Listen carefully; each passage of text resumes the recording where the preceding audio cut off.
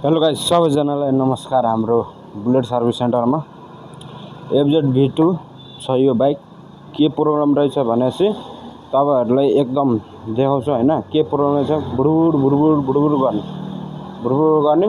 पहिला सुरुमा मैले तेल देखाउँछु तपाईहरुलाई। यहाँ यहाँ पेट्रोल हेर्नु सक्नुहुन्छ कति कचरा रहेछ। अब यसको टोटल बडी हामी के रे फ्युल पम्प खोलेको।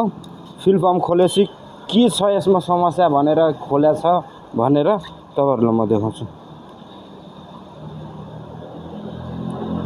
यहाँ देख्नुहुन्छ यस्तो कचरा रहेछ। कचराको कारणले भुरभुर यस्तो कचरा रहेछ। कचराको कारणले यस्तो गरे हो। तपाईहरुलाई यस्तो समस्या आयो भने हाम्रो नयाँपाटी बुलेट सर्भिस सेन्टरमा भिजिट गर्न सक्नुहुन्छ। नयाँपाटी लोकेसन हो सुन्दरीजल जाने बाटोमा।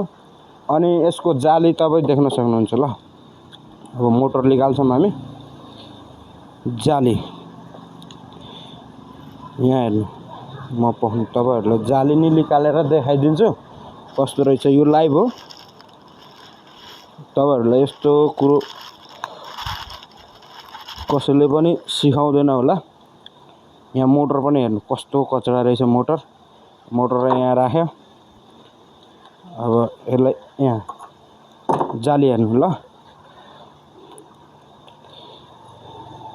देख्नुहुन्छ हात पुरै फोहोर भइसक्यो। अब यसलाई हामी मसिनले सफा गरेर तपाईहरुले फिट गरेर स्टार्ट गरेर हामी देखाउँछौं। धन्यवाद। तपाईहरुलाई यस्तो समस्या आयो भने हाम्रो नयाँपाटी बुलेट सर्भिस सेन्टरमा भिजिट गर्न सक्नुहुन्छ।